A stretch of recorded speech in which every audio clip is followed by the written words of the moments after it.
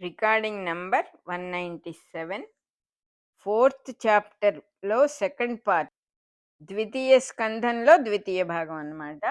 614th పద్యం నుంచి ఇప్పుడు మనం చెప్పుకోబోతున్నాము. భాగవతం వివరంగా చెప్పుకుంటూ ఉన్నాము. సనక, సనందన, సనత్కుమార, సనత్సుజాతులు నలుగురు కూడా పృథు చక్రవర్తిని చూడటానికి వచ్చారు. ఎంతో ఆనందపడి అన్ని రకాల పరిచర్యలు వాళ్ళకి చేసి ఇలా అడిగాడు పృథు చక్రవర్తి, ఈశ్వరుడే మీ చేత ధ్యానించబడే నేను అనే తత్వము, అటువంటి వ్యక్తులు మీరు, ఆత్మస్వరూపులు మీరు, ఏ తేడా లేదు. ఈ ఆప్తులు కనుక మీరే చెప్పగలరు నా ప్రశ్నకి సమాధానం. సంసార జీవితంలో దేనివల్ల వేగముగా తొందరగా క్షేమం కలుగుతుందో అది మీరు చెప్పాలి, మీరు మటుకే చెప్పగలరు దాన్ని అని అడిగిన దానికి వాళ్ళు చాలా సంతోషపడ్డారు. ఎందుకంటే ఆ సంసార బాధలు అనేవి పృథు చక్రవర్తికి లేవు, కేవలం ఆయన యొక్క ప్రజలను గురించే ఆయన అడిగాడు ఈ మాట. కాబట్టి ఇంకొకరి ఆనందం కోసం, ఇంకొకరికి హితం కోసం అడిగిన ప్రశ్నలు కాబట్టి చాలా సంతోషపడ్డారు. చిరునవ్వుతో సనత్ కుమారుడు ఇలా చెప్పటం మొదలుపెట్టాడు. అంత మటుకు మనం ముందు రికార్డింగ్లో చెప్పుకున్నాము. ఇలా అంటూ ఉన్నాడు సనత్ కుమారుడు, రాజోత్తమ, నువ్వు రాజుల్లో ఉత్తమమైనటువంటి వాడా అంటూ ఉన్నాడు. నువ్వు అడిగిన ప్రశ్న ఎంత అద్భుతంగానూ ఉంది, సాధు జనులకు తగినట్టుగా ఉంది. నువ్వు ఎంతో సాధువి, దీన్ని బట్టే నువ్వు అందరికీ మంచి చేకూర్చే బుద్ధి ఉన్నవాడివి, అటువంటి మనస్సు గలవాడివి అని మాకందరికీ కూడా తెలిసిపోతుంది. సజ్జనులైన వాళ్ళు ఒకళ్ళనొకళ్ళు కలుసుకున్నప్పుడు వాళ్ళిద్దరికీ కూడా చాలా సమ్మతంగా ఉంటుంది. ఒకళ్ళంటే ఒకళ్ళు, వాళ్ళు మాట్లాడే మాటలు కానీ, వాళ్ళ ప్రశ్నలు కానీ, వాళ్ళ సమాధానాలు కానీ రెండు పక్కల సజ్జనులే అడగటం, సజ్జనులే చెప్పటం కాబట్టి అద్భుతంగా ఉంటుంది. నువ్వు అడిగిన ప్రశ్న నాకు అదే గుర్తుకొస్తోంది. ఎంతో సజ్జనుడవు నువ్వు అని చెబుతున్నారన్నమాట. మధుసూదనుడైన నారాయణుడి, అంటే మధు అనేటటువంటి రాక్షసుని చంపినటువంటి నారాయణుడి నిర్మలమైన పాదారవిందాల్ని ధ్యానం చేయటం, ఆయన అద్భుతమైన గుణాల్ని, దివ్యమైన గుణాల్ని ధ్యానం చేయటము అనే సాధనలో నువ్వు పండిపోయావు. ఆ ధ్యానంలో ఎంతో గట్టితనం ఏర్పడింది నీకు, మళ్ళీ చేయగా మంచి నిలకడ ఏర్పడింది. అందువల్ల మలినం అనేది లేకుండానే నువ్వు చక్కని వైరాగ్యాన్ని సంపాదించుకున్నావు. నువ్వు లోకోత్తరుడవు, లోకంలోనే ఉత్తమమైనటువంటి స్థితి కలిగిన వాడివి. అయినా కూడా అడుగుతూ ఉన్నావు కాబట్టి చెబుతున్నాను. సంసారంలో తొందరగా క్షేమం కలిగే మార్గం ఏమిటి అని అడిగావు నువ్వు. అంటే ఒకప్పుడు ఏమవుతుందంటే ఈ సంసారం అనేది ఒక చిక్కుగా మిగిలిపోతుంది. వెనక్కెళ్ళలేం, ముందుకెళ్ళలేము, ఏం చేయాలో తెలియదు. సమస్య ఏం చేసినా పోదు అని గట్టిగా మనకే అనిపిస్తూ ఉంటుంది. ఏం చెయ్యాలి? అది నిజంగా సంసార సాగరం అంటే మునిగిపోతాం, కొంచెం కంగారు పడితే మునిగిపోతాం, తెగలటం చేత కాదు. చాలా ఆశ్చర్యంగా ఉంటుంది. అందుకనే వీళ్ళు ఇటువంటి ప్రశ్నలు, ఇటువంటి సమాధానాలు కూడా వాళ్ళు చేస్తూ ఉన్నారన్నమాట మన కోసమే. చక్కగా మనస్సును, నేనెవ్వడను, అసలు నాకేమిటి సంబంధం ఈ సంసారంతో, ఏమిటి నేనెవరిని, నేను సో అని నేను అనుకుంటూ ఉన్నాను, ఈ పేరు నాదనుకుంటున్నాను, ఈ దేహం నాదనుకుంటున్నాను, ఇది నిజమేనా అని రియాలిటీని క్వశ్చన్ చేయాలి అని చెప్పి చెప్తూ ఉన్నాడు మన సనత్ కుమారుడు. కాబట్టి తాను కాదు అని డెఫినెట్గా తోచిన విషయాలన్నిటినీ పక్కకు పెట్టేసేయాలి. నాది అనబడేదేది నేను కాదు కదా అనేది కామన్ సెన్స్. నాది అంటూ ఉన్నా కాబట్టి నాది కాదు, ఈ శరీరం నాది అంటున్నాను, అది నేను కాదు అనాలంటే మనకి చాలా కష్టం. ఎందుకంటే ఇన్నేళ్ల నుంచి, ఇన్ని యుగాల నుంచి, ఇన్ని జన్మల నుంచి నాది నాది నాది అనే ఇన్వెస్ట్మెంట్ ఉన్న చోట సడన్గా నువ్వు ఇది నీది కాదు అంటే భరించడం చాలా కష్టం. నాదనేటటువంటి భావమే మనకి ఎక్కువ ప్రాబ్లం అని మనకి తెలియదు న్యాయంగా. అందువల్ల చెప్తూ ఉన్నాడనమాట. నాది అని వేటిని వేటిని పిలుస్తున్నామో అవన్నీ నేను కాదు అనేటటువంటి మాట గుర్తుపెట్టుకొని, ఆ నేను కాని వాటినన్నిటినీ కూడా పక్కన పెట్టేసేయాలి. ఈ పదాలతో పిలవబడుతూ ఉన్న వస్తువులన్నిట్లో ఏమున్నది? నాది నాది అని పిలుస్తున్నాము, అనేక పేర్లు పెట్టాము ఈ వస్తువులన్నిటికీ కూడా. వీటన్నిటిలో ఉన్నది ఏమిటి నిజంగా అని మనం ఆలోచిస్తే అంతర్యామి అని సమాధానం వస్తుంది. అందుకనే మనకి ప్రతి వస్తువు యందు ఒక ప్రేమ. ఇది కావాలి, అది నాకు, అది నాది, ఇది నాది అని ఎందువల్ల మనం అన్ని పట్టు కూర్చుంటున్నామంటే అది తానే, తాన స్వరూపం కాబట్టే నాది నాది అని అంటూ ఉన్నాడు. నాదికి నేనుకి ఇక్కడ ఎంతో తేడా ఉంది అని తెలుసుకోవాలి.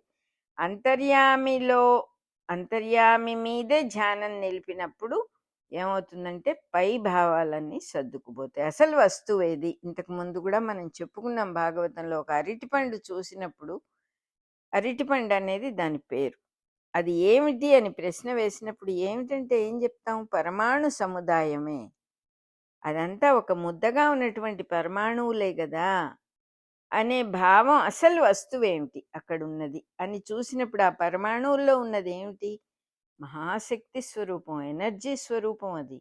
మరి అట్లాంటప్పుడు ఆ ఎనర్జీ నేనే అయి ఉండాలి, అది నేనే. లేకపోతే నాకు ఇటువంటి ఒక అద్భుతమైనటువంటి ఆ ఆసక్తి ఎందుకుంటుంది దాని మీద? అది నేను కాకపోతే నాకు ఉండదు కదా అనేటటువంటి విచారణతో నా దేహం, నా బుద్ధి, నా మనస్సు, నా పాండిత్యం వీటన్నిటినీ కూడా పక్కన పెట్టి అంతర్యామి ధ్యానంలో ముఖ్యం. అసలు ఏమిటి ఇక్కడ ఉన్నది అంటే ఒకటే వస్తువు ఉన్నది, ఆత్మ వస్తువే ఉన్నది. ఇవన్నీ విడివిడిగా ఊరికే కనపడుతున్నాయి అని చేయాలని చెప్పి చెప్తూ ఉన్నాడు. అప్పుడు ఆ భావాల్లో కూడా అంతర్యామి నిండుతాడు. అంతకుముందు నీకు తెలిసిన దానికంటే ఆ భావాలన్నీ అద్భుతంగా ప్రకాశిస్తాయి. తనే జ్ఞానం అయిపోతాడు, జ్ఞానస్వరూపుడైపోతాడు. అసలు ఏమిటి ఇక్కడున్న వస్తువు అనేటటువంటి విచారణతో అన్నీ సర్దుకుపోతాయి, మోక్షమే సిద్ధిస్తుంది అని చెప్పేశాడు సనత్ కుమారుడు. ఇట్లాంటి ధ్యానం వల్ల నిర్గుణ పరబ్రహ్మంలో ప్రజ్ఞ నిలుస్తుంది, అది తనే అయిపోతాడు. ఈ మార్గం క్షేమానికి కారణం నాయనా అని చెప్పాడు. దీనికి కావాల్సిన అంశాలు కొన్ని ఉన్నాయి, మనం పాటించవలసినవి మానవులు. అవన్నీ కూడా విను అని చెప్పి. నెంబర్ 1 శ్రద్ధట. శ్రద్ధ అనేది గనక లేకపోతే ఏది రాదు. మామూలు లోకంలో ఏ వస్తువు కూడా సంపాదించుకోలేం. శ్రద్ధ ఉండి దానికోసం మనం ప్రయత్నం చేసినప్పుడే సంపాదించగలుగుతాం. ఇది అకారణమైన ఉత్సాహం. శ్రద్ధ అంటే ఏమిటి? కారణము లేని ఉత్సాహంతో, ఆదరంతో నిరంతరంగా అవలంబించేదే శ్రద్ధ. ఎంత బాగా చెప్పారు నిజంగా. కారణం పెట్టుకున్నప్పుడు కారణం పడిపోతే శ్రద్ధ కూడా పడిపోతుంది. మనవాళ్ళు కదా అని సహాయం చేద్దామని ఎంతో శ్రద్ధగా వెళ్తే వీళ్ళు మనవాళ్ళు కాదు అనిపించంగానే మొత్తం శ్రద్ధ అంతా కూలిపోతుంది. అందుకని చెప్తూ ఉన్నారు, అకారణంగా. శ్రద్ధకి ఇంతకంటే గొప్ప నిర్వచనం ఉంటుందని చెప్పి అసలు అనుకోవటం లేదు. అకారణంగా దీన్ని ఉత్సాహంతో, ఆదరంతో కూడిన నిరంతరంగా అవలంబించటం వల్లనే, నిరంతరంగా అంటే ఆపకుండా, అకారణమైన ఉత్సాహం, ఏ కారణము లేకుండా ఒక ఎంచూజియాజంతో, ప్రేమతో, ఆదరంతో పని చెయ్యటమే శ్రద్ధ. సనత్ కుమారుడు చెప్తూ ఉన్న విషయం నెంబర్ 1 శ్రద్ధ, నెంబర్ 2 భగవద్దర్శనము దినచర్య అయిపోవాలిట. అదేమిటండి అసలు భగవద్దర్శనము దినచర్య ఎలా అవుతుంది? భగవద్దర్శనం అనేది అసలు జీవితంలో ఎప్పుడైనా ఒకసారైనా కలుగుతుందా మనకి అని మనకు అనిపిస్తుంది. కానీ ఇక్కడ అందుకే వివరంగా చెప్తూ ఉన్నారు. అంటే ఏమిటిట? భూత దయ ఉండాలి. భూత దయ అంటే మన ఎదురుగా ఉన్న వాళ్ళ మీదనే కాకుండా క్రిమికీటకాదుల మీద, జంతువుల మీద, మనుషుల మీద, డబ్బు ఉన్నవాళ్ల మీద, డబ్బు లేని వాళ్ళ మీద, సమస్త జనుల యందు మనస్సులో ఒక ఆదరణ, ఒక దయ ఉండాలి. ఉన్నప్పుడు ఏమవుతుంది? మనకే ఆనందం కలుగుతుంది. అది డెవలప్ చేసుకున్నప్పుడు గానీ అదేమిటో తెలియదు. పెద్దవాళ్ళు ఎప్పుడు కూడా మంచి విషయాలే చెప్తారు మనకి. మనకు మేలు కలిగే విషయాలే చెప్తారు. భూతదయ ఉండాలి, నిత్య సంతోషము ఉండాలి అంటున్నారు. న్యాయంగా ఇది డెవలప్ చేసుకుంటే నిత్య సంతోషం ఉంటుంది.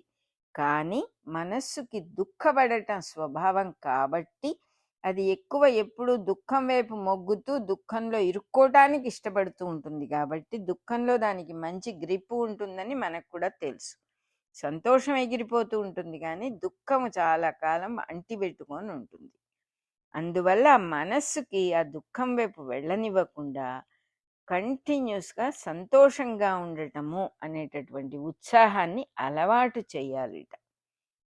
అలా చేస్తూ సంతోషంగా ఉండటం మనసుకు అలవాటు చేస్తూ ఉన్నదాంతో తృప్తి పడే స్వభావాన్ని కూడా మనస్సుకు అలవాటు చేయాలి. ఉన్నది ఏదో తెలుసుకోనమ్మో నా అంత అదృష్టవంతులు ఇంకెవరున్నారు, ఇంత మాత్రం కూడా ఇంకొకళ్ళకి లేదు కదా అని మనకంటే తక్కువ ఉన్న వాళ్ళని తలుచుకున్నప్పుడు భగవంతుడు మనకెంత మేలు చేశాడో తెలుస్తుంది. ఉన్నదాంతో తృప్తి పడటము అనేది ఇంకొక లక్షణం అని చెప్తూ ఉన్నారు. నెంబర్ 3, భగవంతుని యందు విశేషమైన జిజ్ఞాస. భగవంతుని మీద ఉండాలట. జిజ్ఞాస అంటేనే భగవంతుడి మీద ఉండేదాన్నే జిజ్ఞాస అంటారు. కానీ మనకి ఎక్కడెక్కడో ఏ విషయాల్లోనో అది కావాలి ఇది కావాలని అనిపించినందువల్ల ఆ జిజ్ఞాస రాంగ్ సైడ్ వెళ్తూ ఉంటుంది. అందుకని చెప్తూ ఉన్నారు క్లియర్గా ఇక్కడ, భగవంతుని యందు జిజ్ఞాస. జిజ్ఞాస అంటే తెలుసుకొనే కోరిక. భగవంతుణ్ణి తెలుసుకోవాలి అనే కోరిక ఉండాలట. అంటే ఎలా తెలుస్తుందంటే వెతుక్కోవాలట, ఆయన్ని వెతుకుతూ ఉండాలట. ఎక్కడ వెతకాలండి? జీవిత సన్నివేశాల్లో మనకు జరుగుతూ ఉన్న లైఫ్లో ఇన్సిడెంట్స్లో కారణం భగవంతుడే కదా అని భగవంతుణ్ణి కారణస్వరూపుడిగా వెతుకుతూ ఉండాలట. చాలా బాగుంది అసలు ఇది. అంటే మనల్ని తీసుకెళ్ళి మనము ఒక పద్ధతిలో పెట్టడం ఎలా అని చెప్తూ ఉన్నారు ఇక్కడ. భగవంతుణ్ణి కారణస్వరూపుడిగా వెతికినప్పుడు ఈ ప్రతి సన్నివేశానికి ఎవరు కారణం ఇక్కడ అనేది వెతికినప్పుడు, ఓహో దీనికి మానవ మాత్రులు ఎవరు కారణం అవటానికి అవకాశం లేదు, దీనికి భగవంతుడే కారణం. ఒక జీవితంలో ఒక సన్నివేశం జరిగిందంటే నిజానికి ఒక ఇండివిజువల్ ఎవరైనా కారణం అవుతారా? మనం అనుకుంటాం కానీ వాడు అలా చేసినందువల్ల వీడి ఇలా అన్నందువల్ల అని. కానీ ఒక ఇన్సిడెంట్ జరగాలంటే మానవ మాత్రుల సంకల్పం సరిపోతుందా? ఆ భగవంతుడే కారణం కదా అనే దాని వైపే వెళ్ళాలి. అదే అలాగే వెతకాలట. భగవంతుణ్ణి జీవిత సన్నివేశాల్లో కారణంగా వెతకాలి, కారణస్వరూపుడిగా వెతకాలి అనేది అదే జిజ్ఞాసత. నెంబర్ 4, ఆధ్యాత్మ యోగమునందు నిష్ట. అంటే ఏమిటి అసలు ఆధ్యాత్మ యోగం అంటే? ఆత్మను అధిష్ఠించేదే ఆధ్యాత్మ. ఆత్మను అధిష్ఠించటం అంటే నేను రక్తమాంసమయమైన శరీరాన్ని, నేను ఫలానా పేరు గలవాడిని, నేను నల్లగా ఉంటాను, నేను తెల్లగా ఉంటాను, నాది కోప స్వభావం, ఇవన్నీ కాకుండా అవన్నీ పక్కన పెట్టి సాక్షాత్తు ఆత్మవస్తువే నేను అనే భావంతో ఉన్న మనస్సుని పట్టుకొని ఉండటమే నిష్ట అన్నమాట. ఆధ్యాత్మ నిష్ట అంటే మనస్సుని ఆ సర్వత్రా ఉన్నటువంటి పరమాత్మ వస్తువు మీద పెట్టి అక్కడ నుంచి కదలకుండా ఉండటమే నిష్ట. ఆధ్యాత్మ యోగమునందు నిష్ట అంటే అలా చేయాలిట. నెంబర్ 5, యోగీశ్వరులైన మహనీయుల్ని ఉపాసన చేయాలట. ఉపాసన చేయటం అంటే ఏంటంటే దగ్గర కూర్చొని వదలకుండా వాళ్ళ జీవితాల్ని పరిశీలిస్తూ వాళ్ళ ప్రవర్తన పరిశీలిస్తూ ఆ రహస్యాల్ని, ఆచరణలో ఉన్న రహస్యాల్ని అంటే ఎలా జీవిస్తున్నారు వాళ్ళు, వాళ్ళు ఏం చెప్తున్నారనేది తర్వాత, వాళ్ళు ఎలా జీవిస్తున్నారు అని తెలుసుకోవాలట మహనీయులను దగ్గర చేరి. అది 5దన్నమాట. దాన్నే యోగీశ్వరులను ఉపాసించటము అని చెప్తూ ఉన్నారు. నెంబర్ 6, నారాయణుడి కథలను నోరారా చెప్తూ ఉండాలి, వింటూ ఉండాలి. ఎందువల్లంటే అతడు పుణ్యోపాశ్రయుట. ఆశ్రయము అనే పట్టుదలని పుణ్యంగా మార్చిచ్చేస్తాడట ఆయన. ఇతర విషయాల్లో పట్టుదల రాగద్వేషాల్ని అంటిస్తుంది మనకి. మిగతా విషయాల్లో పట్టుదల పట్టినప్పుడు, బయట ప్రపంచ విషయాల్లో పట్టుదలగా ఉన్నప్పుడు రాగద్వేషాలంటే జీవితం చాలా కష్టం అవుతుంది. అదే విషయము నారాయణుని విషయంలో పట్టుదలగా ఉంటే పుణ్యానికి పట్టుగా మారి సాధకుడికి ఒక వెలుగు బాట, తానే ఒక వెలుగుగా పరిణమిస్తాడట. అలా చెప్తూ ఉన్నారు ఇక్కడ. నారాయణుడి కథల్ని నోరారా పలుకుతూ ఉండాలి, వింటూ ఉండాలి. ఎందుకంటే ఆయన మన పట్టుదల వదలకుండా చేస్తూ ఉన్న పనిని ఒక పుణ్యంగా మార్చి మనకి ఒక వెలుగునిస్తాడుట. సాధకుడనే వెలుగునిస్తాడట. పుణ్యశ్రవణుడు అంటే ఆయన గురించి ఆసక్తితో వినేటప్పుడు నారాయణుడే ఆసక్తి అయిపోతాడట మనలో. ఆ వినటమే ఒక సాన్నిధ్యంగా, భగవత్ సాన్నిధ్యంగా ఇస్తాడుట. తానే ఉంటాడుట. ఇంకా ఏం కావాలి మనకు అంతకంటే? తేలిక సాధన చెబుతూ ఉన్నారు. కథలు చెప్పుకోండి, వినండి. అది కూడా భగవంతుడి కథలు ఎన్నో ఉన్నాయి, చెప్పుకుంటూ వింటూ ఉండండి అంటున్నాడు. నెంబర్ 7, అనేక ప్రయోజనాల్లో అంటే ఏవేవో కావాలని ఎంతో పట్టుదలతో ప్రయత్నం చేస్తూ ఉంటారు చాలామంది. అలాంటి వాళ్ళతో సహవాసం చెయ్యకూడదు. అలాంటి వాళ్ళతో కలిసి తిరగాలనే కోరికని తొలగించుకోవాలట, కలవకూడదుట వాళ్ళతో. దీనిని గనక అలవాటు చేసుకోకపోతే ఎంత సాధన చేస్తూ ఉన్నా కూడా జీవితం అంతా వృధా అయిపోతుంది. నీకు తెలియకుండానే నువ్వు ఇన్ఫ్లుయెన్స్ అవుతావు కాబట్టి నువ్వు ఏమి చేయలేకపోతావు సాధన విషయంలో. వేరే వేరే పట్టుదలలతో బయట ప్రపంచంలో తిరిగే వాళ్ళతో కలిసి తిరిగినందువల్ల నీ సాధన ఏమాత్రం ఫలించదు. సాధన నుంచి పక్కకి వెళ్ళిపోతావు, తిప్పలు పడతావు అంటున్నారు. వేరే వేరే అదే పరోపకారం అనుకుంటారు, అదే మంచి పని అనిపిస్తుంది. ఎందుకంటే వాళ్ళ పట్టుదల వల్ల మనం ఇన్ఫ్లుయెన్స్ అయిపోతాం తెలియకుండా. ఎవరైనా ఒకడు తిండి లేక బాధపడుతూ ఉంటే వాడికి డబ్బులు ఇచ్చి అదే భూతదయ్య అనుకోవటం వల్ల వాడి మీద వ్యామోహం పెరుగుతుంది. యాచించిన దాంతో సుఖాలు మరుగుతాడు వాడేమో. ఎక్కడైనా సరే ఉద్యోగం ఇప్పిస్తే యజమానిని తిట్టి గొడవ పెట్టుకొని వాడు మానేసి వచ్చేస్తాడు, నీకే అప్రదిష్ట తెస్తాడు. అందువల్ల బయట ప్రపంచంలో ఏదో చెయ్యాలి అనేటటువంటి ఆసక్తిని తగ్గించుకోవాలి. బయట ప్రపంచంలో పట్టుదలతో తిరిగే వాళ్ళతో కలిసి తిరగటం ఆపేసేయాలి. లేకపోతే చాలా ఇబ్బంది అవుతుంది. మిత్రుడి కోసమో ఇంకొకరి కోసమో ఏవేవో చేయవలసిన అగత్యం ఏర్పడుతుంది. తప్పనిసరి పరిస్థితులు వస్తాయి కాబట్టి ముందు నుంచే జాగ్రత్తగా ఉండాలి అని చెప్పి సనత్కుమారుడంతటి వాడు చెప్తూ ఉన్నాడు. నెంబర్ 8, భగవంతుని గుణ కీర్తనమును అమృతంలాగా తాగుతూ వేరే విషయాలు అనే వాటిల్లో కొంచెం వైరాగ్యాన్ని అలవాటు చేసుకోవాలి. వాటి జోలికి వెళ్లకుండా ఉండటం అలవాటు చేసుకోవాలి. ఇతరులలో ఉన్న మంచి గుణాలే భగవంతుడి గుణాలు కాబట్టి ఆ ఇతరులలో ఎవరిని కలిసినా వాళ్ళల్లో ఒక మంచి సద్గుణాన్ని కీర్తించి మనస్సులోనే వాళ్ళని ఆ గుణాలని గుర్తించి కీర్తించి మన మనస్సు వికాసం పొందుతుంది. దానివల్ల ఇతరులలో గుణాలన్నీ కూడా భగవంతుడి సద్గుణాలే కాబట్టి ఆ గుణాలని చూసినప్పుడు మన మనస్సు ఒక వికాసాన్ని పొందుతుంది. అది కంటిన్యూస్గా అలవాటు చేసుకోవాలి. వేరే వాళ్ళ దోషాలను విమర్శిస్తూ ఉన్నందువల్ల చాలా కష్టమైపోతుంది. ఆ దోషాలన్నీ మనకు సంక్రమిస్తాయి. అది ధర్మ సంస్థాపన కాదు అనే విషయం తెలుసుకోవాలి. ఏదో ధర్మ సంస్థాపన చేయటం కోసం ఒక క్రిటిక్గా ఉండి వాళ్ళలా వీళ్ళిలా అనటం అనేది పొరపాటు అంటున్నారు. నెంబర్ 9, ఆత్మనే విహారస్థానంగా చేసుకోవాలట. అది ఎక్కడ విహరిస్తున్నారండి మీరు అంటే, నేను ఆత్మలో విహరిస్తున్నాను అనేట్టుగా ఉండాలట. అంటే ఏం చేయాలి? ధ్యానాన్ని అలవాటు చేసుకోవాలి. ఇంద్రియార్థాల నుంచి వెనక్కి పిలుచుకోవాలి. అంటే అవి అటు ఇటు పోతూ ఉంటాయి కదా, ముక్కు వాసనల మీదకి పోతుంది, నోరు రుచి మీదకి పోతుంది, అనేక రకాలుగా వెళ్ళిపోతూ ఉంటాయి. కాబట్టి అవన్నిటిని వెనక్కి పిలుచుకోవాలి. మనస్సుని ఉచ్ఛ్వాస నిశ్వాసాలని గమనించటంలో నిలపాలి. మనస్సుని ఎలా, ఊపిరి ఎలా లోపలికి వెళ్తుంది, ఎలా బయటకు వస్తుంది అనే దాని మీద గనక మనస్సుని పెడితే, అంటే ఆ ఉచ్ఛ్వాస నిశ్వాసాలని గమనిస్తూ ఉంటే అన్ని తనలోకి హరించుకుపోతాయి అని చెప్పి చెప్తూ ఉన్నారు ఇక్కడ.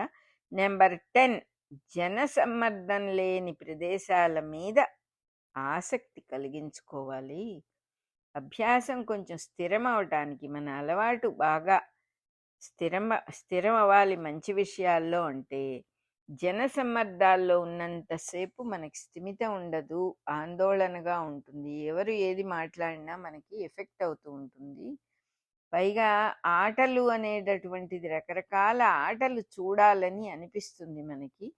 క్రీడాత్మక బుద్ధి ఒక ఆవేశపూరితంగా ఉంటుంది, ఆ పట్టుదలగా ఉంటాయి. క్రీడలు జరిగే చోటికి వెళ్ళినప్పుడు, మనం క్రికెట్కి వెళ్తే ఎంత పట్టుదల, దాన్ని మనం ఉత్సాహం, వీ వాంట్ ఇట్ అన్నట్టుగా అనుకుంటాం. కానీ కొంచెం సేపే కదా అది, ఎంత మనకి అది ఏ రకంగానూ ఉపయోగించదు. అది వాటికన్నీ చెప్తూ ఉన్నారు. క్రీడలు జరిగే చోటికి, పట్టుదలగా జరిగే పోటీలకి వెళ్ళకూడదు, అట్లాంటి చోటికి చూడటానికి కూడా. అంతేకాదు, డబ్బు పెట్టి పేకాడే చోట కూడా చాలా ఆవేశాలు ఉంటాయి, అక్కడికి వెళ్ళకూడదు.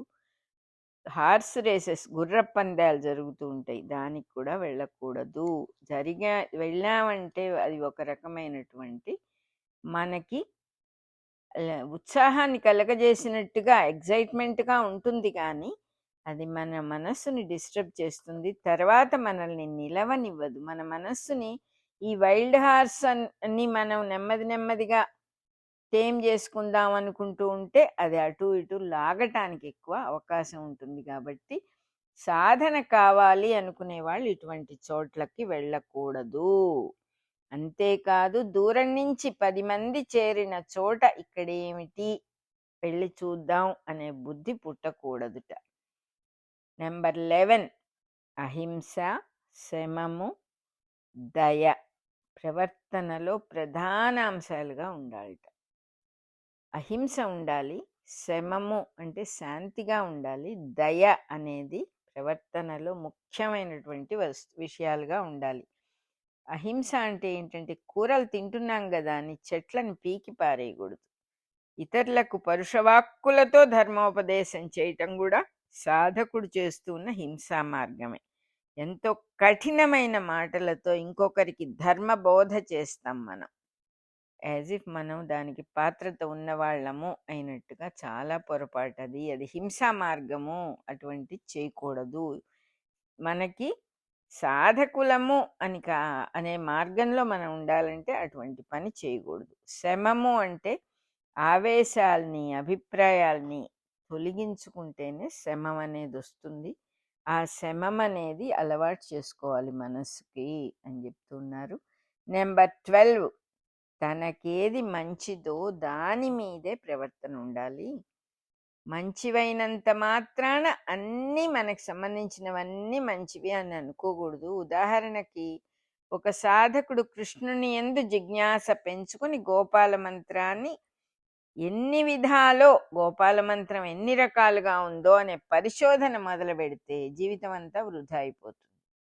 అలాగే కనిపించిన ప్రతి యోగ మార్గాన్ని వాడుకొని వినోదంగా, తమాషాగా ఇదెలా ఉందో అదెలా ఉందో అని ప్రయత్నిస్తే అది కూడా జీవితం వృధా అయిపోతుంది. అది వినోదించటానికి కాదు యోగాభ్యాసం, అది మనకి తెలుసు. అట్లాగే కుటుంబానికి వాడుకోవాల్సిన డబ్బులని, నాకు భక్తి అండి అని చెప్పి తీర్థయాత్రలకు, నేను ఫలానా గొప్పవాళ్ళని, సజ్జనులను సన్మానిస్తానండి అని మంచి కారణం పెట్టుకొని కుటుంబ సభ్యులకు పెట్టాల్సిన డబ్బుని వాళ్ళకి ఖర్చు పెట్టకూడదు.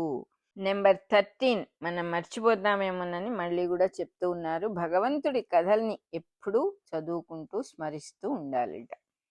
నెంబర్ 14, యమము, నియమము అనే వాటి మీద కోరికల్ని మరలించుకోవాలిట. మన కోరికల్ని ఇది యమము చెయ్యాలి, ఇది నియమం చెయ్యాలి అనే వాటి మీదికి మరలించాలిట.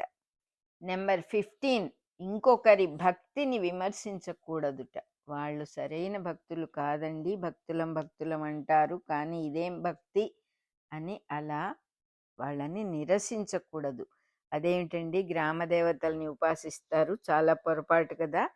అలా అంతా కూడా ఎప్పుడు ఎవరు ఏ భక్తి మార్గాన్ని అవలంబించినా కూడా మనం దాన్ని జడ్జిమెంట్ పాస్ చేయటం, వాళ్ళని తప్పుగా కిందగా చిన్న చూపుగా చూడటం ఎప్పుడూ చేయకూడదు. అంతేకాకుండా వాళ్ళ పూజల్లో చేతైతే సహకారం చూపించాలి, అప్పుడే వాళ్ళ భక్తి గట్టిపడుతుంది కదా. వాళ్ళని ఉద్ధరించవలసిన బాధ్యత మనకేమీ లేదు. వాళ్ళు ఏ దేవతను ఉపాసిస్తున్నారో ఆ దేవతే వాళ్ళని ఉద్ధరిస్తుంది. మనం చేయవలసిందల్లా సహకరించాలి అని చెప్తూ ఉన్నారు. నెంబర్ 16, యోగము లోకక్షేమము. లోకక్షేమం కోసమే నేను ఈ యోగం చేస్తున్నానండి, దానికోసం ఈ పనులన్నీ చేయాలండి అని ఒక ప్రణాళిక పెట్టుకుంటాడు. అటువంటి పనులు చెయ్యకూడదు. యోగం పేరుతో, లోకక్షేమం పేరుతో అక్కర్లేని పనులన్నీ మానేయాలి అంటున్నారు. ఆ పేర్లతో చేసే అక్కర్లేని పనులని మానేయాలి అని చెప్తూ ఉన్నారు. నెంబర్ 17, చలి వేడి ఈ రెండింటినీ కూడా భరించటం నేర్చుకోవాలి. అబ్బా చలిగా ఉందండి, అబ్బా చాలా వేడండి అని అనుకున్న కొద్దీ వాటికి లొంగిపోతాము. పెద్ద పట్టించుకోకుండా ఉంటే ఈజీ, ఏదేం కష్టమైన పని చెప్పట్లేదు ఇక్కడ మనకి.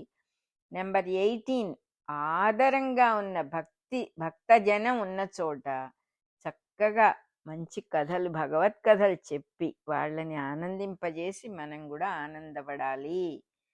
ఆదరమున్న భక్తులందరికీ కూడా వాళ్ళకి ఇష్టమైన భగవంతుడి కథల్ని చెప్పాలి అంటున్నారు.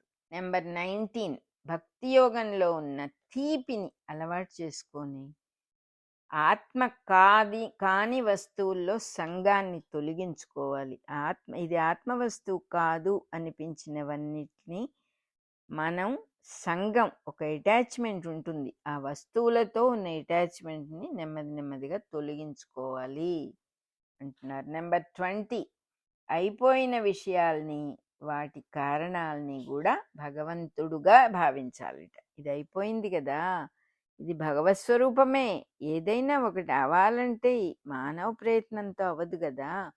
ఇది అయిపోయిన విషయం, ఇది భగవత్ స్వరూపమే, దీనికి కారణం కూడా భగవంతుడే అన్నట్టుగా ధ్యానం చేసుకోవాలట. ఈ కార్యకారణాలకి లౌకిక దృష్టి పడకుండా చూసుకోవాలి. అంటే వీళ్ళ వల్ల అయింది, వాళ్ళ వల్ల అయింది, ఈ సంఘటన ఎందుకు జరిగిందంటే ఫలానా వాడు కారణం అనుకోగానే భగవంతుడు పక్కకి వెళ్ళిపోతాడు. అందువల్ల జరిగిన విషయాలకు ఎప్పుడు కూడా భగవంతుడే కారణం అనేది మర్చిపోని సాధన, అది చెయ్యాలి అని చెప్పి చెప్తూ ఉన్నారు. నెంబర్ 21, చక్కని గురువు అనుగ్రహం దొరికినప్పుడు బ్రహ్మనిష్ట ఉన్న వాళ్ళతో స్నేహం పెంచుకోవాలి.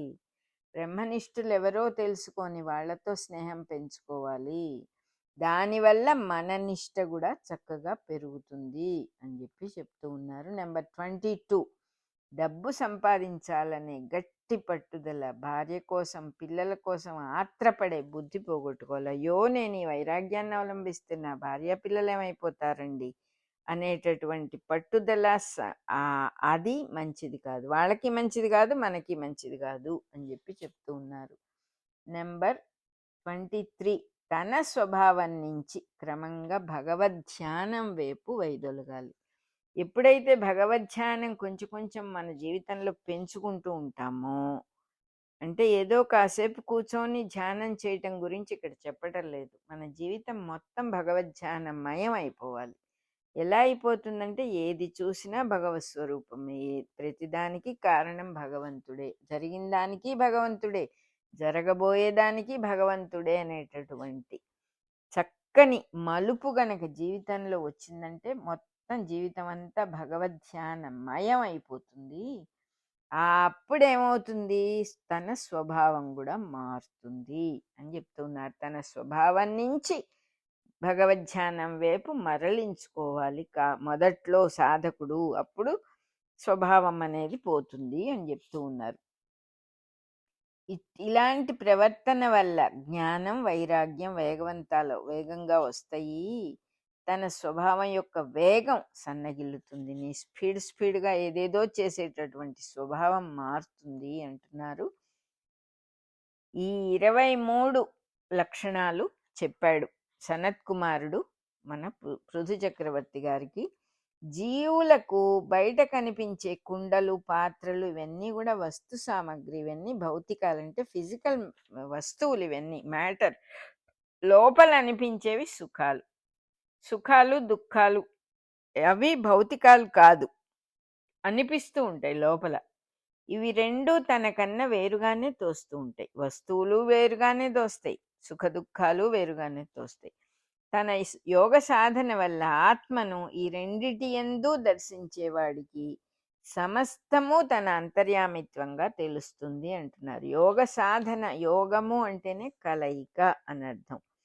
సర్వత్రా ఉన్న ఆత్మవస్తువు ఈ కుండలో లేదా, ఈ వస్తువులో లేదా, ఈ మనస్సులో లేదా, ఈ సుఖంలో లేదా, ఈ దుఃఖంలో లేదా అని ఆ ఆత్మవస్తువుని గనక ఇక్కడ దర్శించటం గనక ఎవరైనా సాధనగా పెట్టుకున్నప్పుడు ఇంక వాడికి ఆత్మ తప్ప ఇంకేమీ మిగలదు.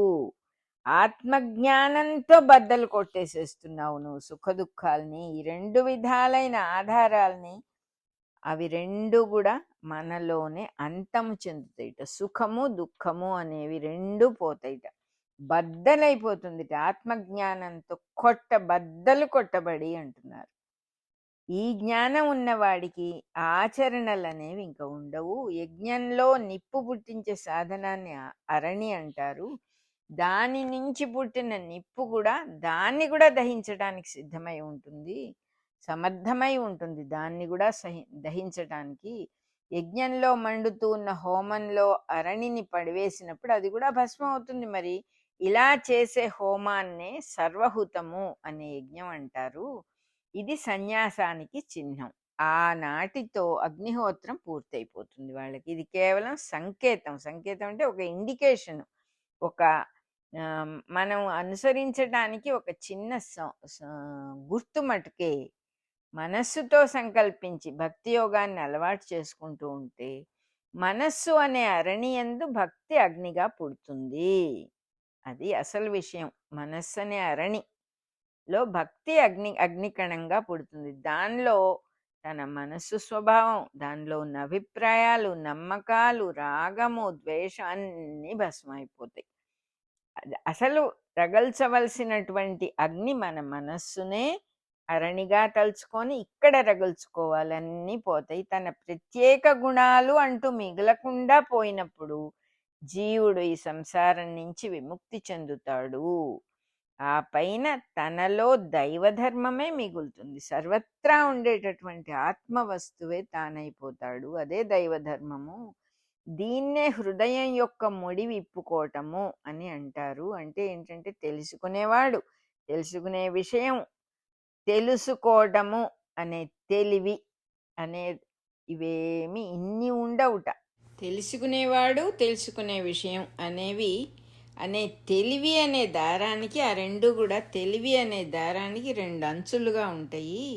ఈ రెండు ముడిపడినందువల్ల రెండు తాళ్ళున్నట్టుగా అనిపిస్తుంది. కానీ అవిద్య అజ్ఞానం అంటే కూడా అదేదో ముడిపడిపోయింది, రెండుగా ఉన్నాయి అని అనిపిస్తుంది. కానీ దాంట్లోనే దేహాలు, వస్తు సామాగ్రి, తెలుసుకునే విషయాలు, అనేక శాస్త్రాలు అన్నీ అక్కడే నిలబడి ఉంటాయి.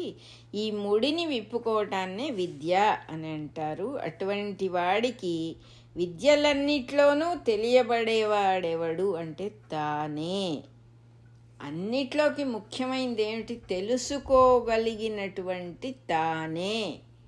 అవేర్నెస్ అనేటటువంటి వస్తువుగా ఉన్న ఆత్మ వస్తువైన తానే అనేది అన్నిట్లోకి ముఖ్యమైన విషయం కదా. తాను లేకపోతే ఏదీ లేదు కదా.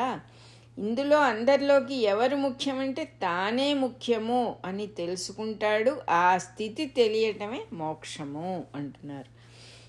జీవుడు నిద్రపోయేటప్పుడు కల వస్తుంది, మనిషి నిద్రపోతూ ఉంటాడు, కల వస్తుంది. అందులో తనుగాక ఇంకేవేవో కనిపిస్తాయి. కానీ అన్నీ తనలో కలుగుచున్నవే కదా. కళ వేరే ఎవరైనా ఉన్నారా? కళని క్రియేట్ చేసిన వాళ్ళు రెండో వస్తువుకి అక్కడ చోటు ఉందా? ఏమీ లేదు కదా. తనకి తెలివి లేకపోవటం వల్ల నిద్రలో సుఖదుఖాలు అనేటువంటి దృశ్యాలు కనిపించినప్పుడు సుఖదుఖాలు టెంపరీగా తాత్కాలికంగా అనుభవించబడుతూ ఉన్నాయి. అన్నీ తానే అయ్యున్నా కూడా మళ్ళీ తను మెళకువగా లేనందువల్ల సుఖదుఖాలు అనుభవిస్తూ ఉన్నాడు. అక్కడ తను రాజైనట్టు లేకపోతే దాసుడైనట్టు కలుగుతూ ఉన్న గుణాలన్నీ కళలో పర్ఫెక్ట్గా పనిచేస్తాయి. మెళకువ రాగానే సత్యం కాదు అని తెలుస్తుంది. అట్లాగే తనకంట వేరుగా ప్రపంచంలో అనుభవిస్తూ ఉన్న గుణభేదాలన్నింటినీ కూడా ఆత్మజ్ఞానం కలిగిన వాడికి అన్నీ మాయమైపోతాయి. ఉన్న వస్తువు ఒకటే అని తెలిసినప్పుడు అదే ఆత్మజ్ఞానం. ఇన్ని లేవు, వేరుగా కనపడుతూ ఉన్నది కానీ ఇది మాయ వల్ల అలా కనపడుతూ ఉన్నది. ఇన్ని లేవు అని తెలియటమే ఆత్మజ్ఞానం కలగటం. అటువంటి వాడికి ఇవన్నీ కూడా మాయమైపోతాయి అని చెప్తూ ఉన్నారు. మన రికార్డింగ్ నెంబర్ 197 అయిపోయింది. 621 పద్యం దాకా చెప్పుకున్నాము. మళ్ళీ చెప్పుకుందాం.